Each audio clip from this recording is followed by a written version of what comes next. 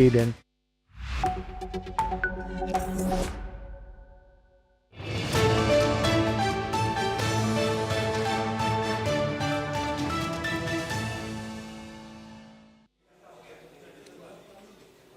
Hello and welcome. You're watching the newsroom breaking this hour. Emmanuel Macron, the French president, expressed optimism about a real chance to make progress towards a just peace between Ukraine and Russia. Speaking at the opening of a video conference for the coalition of willing supporting Kyiv, Macron emphasized that the international community must seize this moment to push for a fair resolution to the ongoing conflict. Listen in. At a crucial juncture. Negotiations are getting a new impetus, and we should seize this momentum. Not because there is reason for alarm, Ukraine is solid, Russia is slow, and Europe is steadfast, but because there is finally a chance to make real progress toward a good peace. But the absolute condition for a good peace is a set of very robust security guarantees, and not paper guarantees. We've always expressed our support to the American efforts to put an end to this war. And we are united in support for a just, dignified, and lasting peace for Ukraine that would preserve its sovereignty and ensure its long-term security. Any step that is taking us further down this path is a welcome step. Meanwhile, rescue workers in Kyiv are clearing debris from buildings heavily damaged by a massive overnight missile and drone strike which left 7 people dead. The attack, which coincided with peace talks aimed at resolving the nearly 4-year war, caused severe destruction to apartment buildings, forcing residents to take shelter in bathrooms, basements and metro stations for hours. Listen in to some of the survivors. Потрапивши Київ в квартиру напроти, тобто з іншої сторони. Тому там вікна не постраждали, ми їх там повідкривали і півгодини знаходилися на балконі, нас евакуювали в масках і, на жаль, не бачили, що відбувається з квартирою. От повністю всі сусідні вони згорівші. Ну, я тільки тріск чула, там бачила, що відпадають вже обої, там, ну, в общем. Але нам, слава Богу, пощастило. Ми всі, хто знаходився в квартирі, ми вижили, ми здорові. Очень быстро дым поступал в квартиру. Вот. И, значит, мы быстренько собрались, давай же выходить. Слышим мужские голоса, типа спасают, помогают. Вот. Открыли одну дверь, потом тамбурную дверь открыла, и там провода вот так вот висели, что они не дадут пройти. Вот так вот, да, висели провода. Мужчины кричат: пригинайтесь, пригинайтесь. Residents of Ukraine's Zaporizhzhia region have expressed concerns over the latest US peace proposal. Many highlight ongoing Russian drone strikes and power cuts and further question the possibility of peace amid continuing attacks. Let's listen in. Та багато чого від Росії, від неї нічого не дождешся. Гарного. Капитуляция. Вот они хотят, чтобы мы капитулировали. Это ужасно. Сколько людей погибло.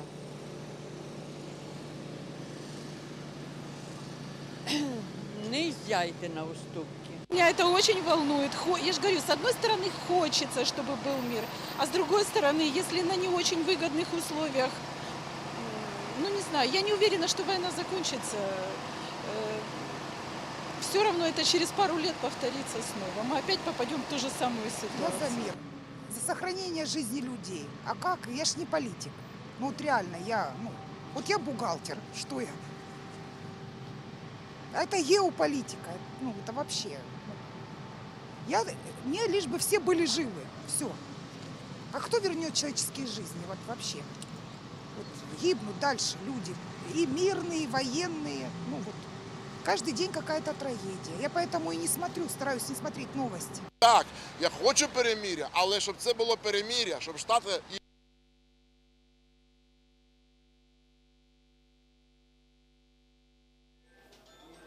These comments come following an unannounced meeting in Abu Dhabi between Ukraine's head of military intelligence, Major General Kirlo Bondavo and U.S. Army Secretary Daniel Driscoll. Now, reports indicate that Ukraine supports the essence of the revised peace agreement delivered after intense talks between U.S. and Ukrainian officials in Geneva. However, the most sensitive issues of the agreement will require direct discussions between President Donald Trump and Ukraine's Volodymyr Zelensky. And a massive fire has swept through Dhaka's Korail slums early this evening. Now, according to service officials, the blaze prompted the deployment of at least 16 fire engines to contain the fire. Now, Korail slum is home to about 80,000 people, and many of them are climate migrants. The area said is located in the heart of Dhaka and is surrounded by upscale high-rise buildings, which further complicate the process of controlling the fire. The exact cause of the fire is not known yet, but fire officials cite narrow alleys and densely built structures as factors as hindrances in their efforts to bring the blaze under control. Meanwhile, authorities are still assessing the extent of damage. The Human Rights Office of the United Nations has reported that at least 127 civilians have been killed in Lebanon by Israeli military strikes since a ceasefire came into effect about a year ago. Now, according to the UN officials, the killings have occurred alongside the destruction of civilian objects, and there still exist threats of further offensives. Additionally, the UN spokesperson has clarified that the 127 deaths were verified using strict methodology, but the actual number of civilian casualties could be higher. He's also called for prompt and impartial investigation into the incidents, such as the recent Ain al-Hilwi strike, strongly stressing that any violations of international humanitarian law must be investigated and those responsible should be held accountable. Let's listen in to more of his statements. Almost a year since the ceasefire between Lebanon and Israel was agreed, we continue to witness increasing attacks by the Israeli military, resulting in the killing of civilians and destruction of civilian objects in Lebanon, coupled with alarming threats of a wider intensified offensive. The Israeli military's attacks have resulted in the killing of at least 127 civilians in Lebanon since the ceasefire agreement came into effect on the 27th of November 2024 and up until the 24th of November. In one of the latest and deadliest attacks, at least 13 civilians, including 11 children, were killed and at least 6 civilians injured last week in an Israeli strike on the Ain al-Hilwi camp for Palestinian refugees near Sidon. All the fatalities we have documented as a result of this strike were civilians, raising serious concerns that the Israeli military's attack may have violated international humanitarian law principles on the conduct of hostilities. And the Catholic organization Caritas has announced that a vehicle once used by the late Pope Francis during his 2014 visit to the Bethlehem has been converted into a mobile health clinic for children in Gaza. The vehicle, a Mitsubishi pickup donated by Palestinian Authority President Mahmoud Abbas, was enclosed and adapted to treat up to 200 children a day. The initiative, blessed by Francis before his death in April, aims to provide medical care to Palestinian children amid the ongoing conflict. Officials said it was unclear whether the clinic could enter Gaza, where a ceasefire remains fragile despite frequent Israeli airstrikes. Listen in. Great joy that we are gathered here today to celebrate this important moment that the vehicle of hope is ready for its new mission. Let me remind you of the words by the late Pope Francis. Children are not numbers. Children are faces, names and stories, and each one matters. With the initiative Vehicle of Hope, we want every child we reach to feel seen, heard and protected. The rights and well-being of the child come first. This vehicle stands as a testament. The world has not forgotten the children of Gaza. I am convinced that this converted Hope Mobile can truly serve its purpose, namely a practical tool for humanitarian workers and a genuine vehicle of hope for those who need it most. Caritas Secretary General Alistair Dutton and Father Ibrahim Fultas expressed hope that the clinic would reach Gaza soon, highlighting the vehicle as a symbol that the world has not forgotten Gaza's children. Since the ceasefire, UNICEF reports at least 67 children have been killed in conflict-related incidents. And a recent poll by French survey group Odoxa predicts that 30-year-old far-right leader Jordan Bardella could win the 2027 presidential election, regardless of who his opponents are. Bardella, who is currently the head of the far-right National Rally Party and successor to Marine Le Pen, would secure between 35% and 36% of the vote in the first round, according to the survey conducted on November 19 and 20.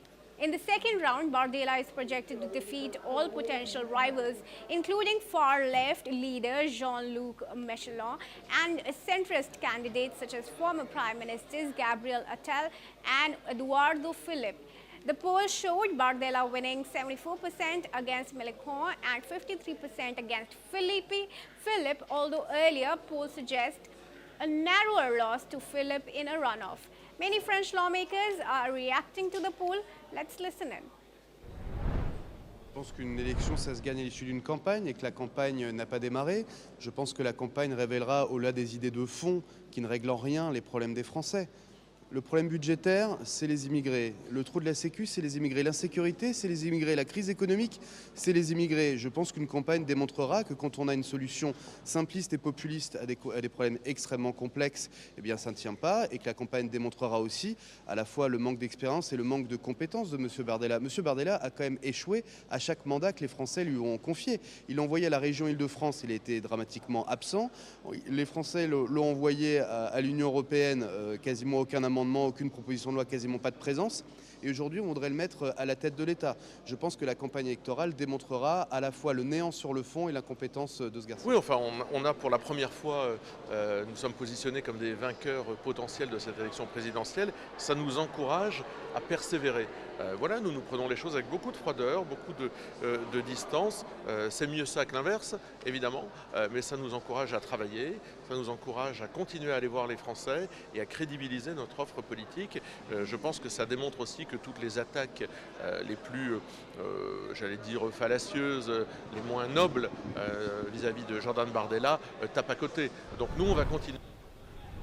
And moving on now, Nigel Farage, the leader of Britain's anti-immigration reform UK party, has denied making anti-Semitic or racist remarks after a report alleged that he did so while at school.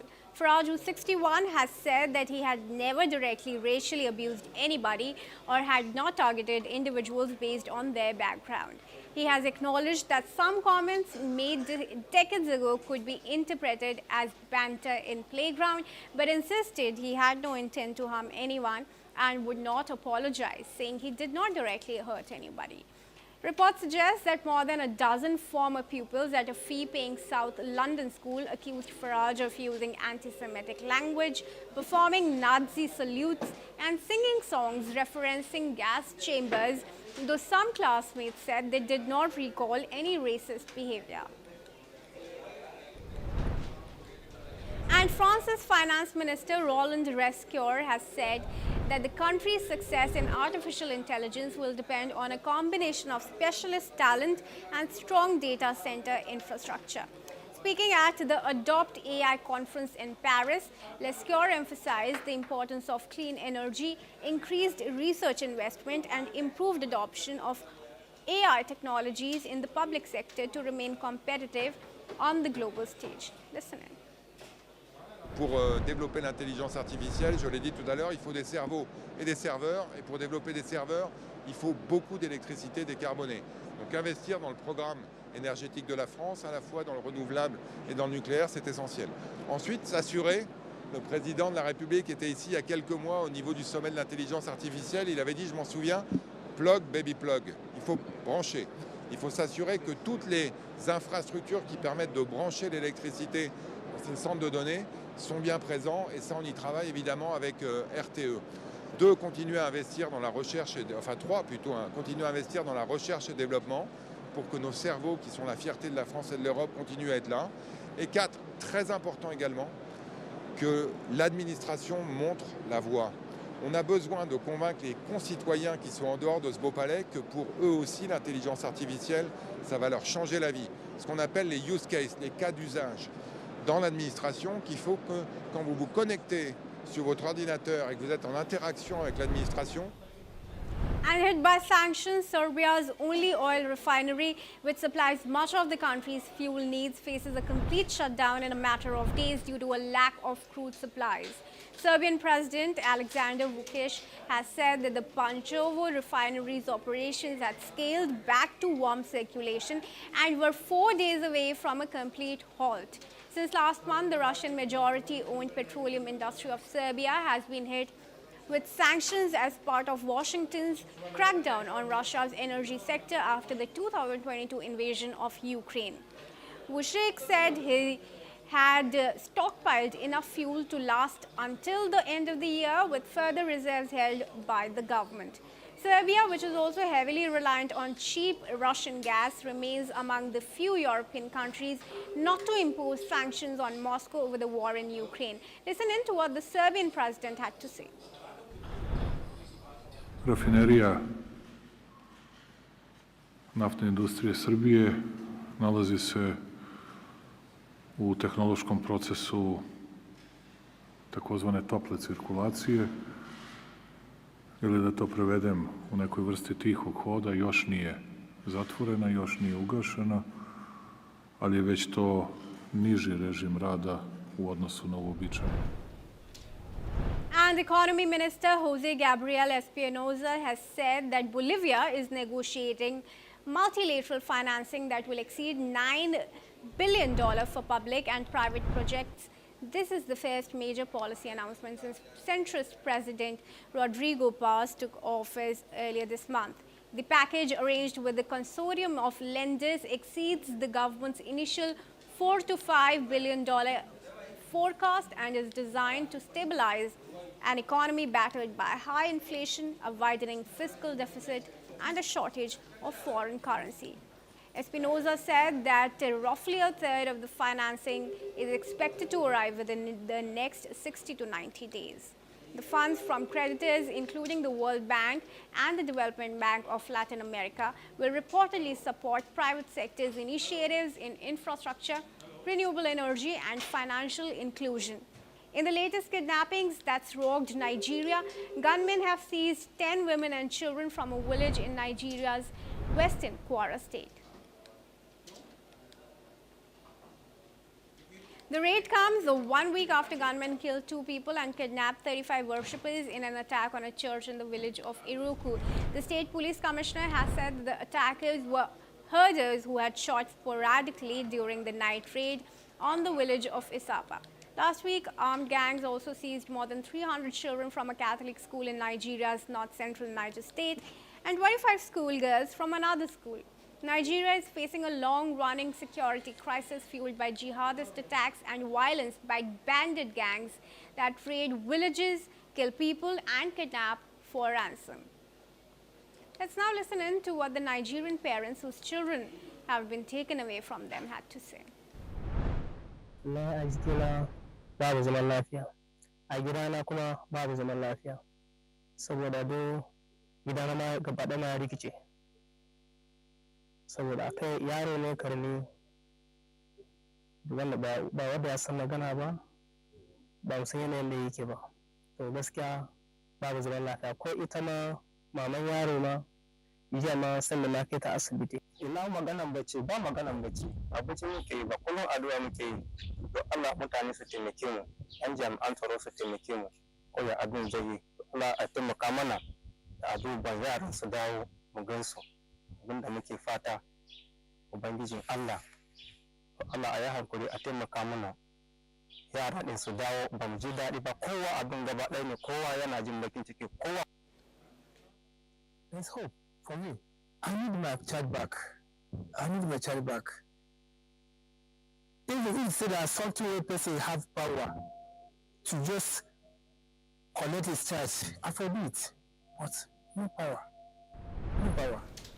And in the last story of the bulletin, according to the United Nations World Food Programme, resurgence, the jihadist attacks and the ongoing instability in northern Nigeria are driving hunger to unprecedented levels.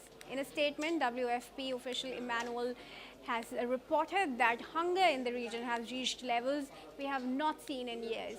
The World Food Programme has released footage that shows medical treatment and food distribution efforts in the affected areas, highlighting the severity of the crisis. Millions of people in Nigeria in north are facing extreme food insecurity due to escalating violence, displacement, and a breakdown in local agriculture. The situation has been exacerbated by the rise of jihadist groups like Boko Haram and the Islamic State West Africa province, who continue to destabilize the region. The World Food Programme is ramping up efforts to provide emergency assistance, but with access to some areas restricted due to security concerns, the humanitarian response is struggling to keep up with the ongoing needs. Listen in. Here in northeast Nigeria, we are witnessing a deterioration of hunger and malnutrition.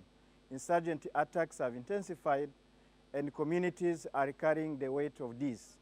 Hunger is now reaching levels we have not seen in years. If families cannot eat and fear continues to grow, desperation will take hold. Armed groups can use that desperation to tighten their grip, putting the wider region even at greater risk. And with that, it's a wrap on the newsroom. Keep watching for more breaking news updates.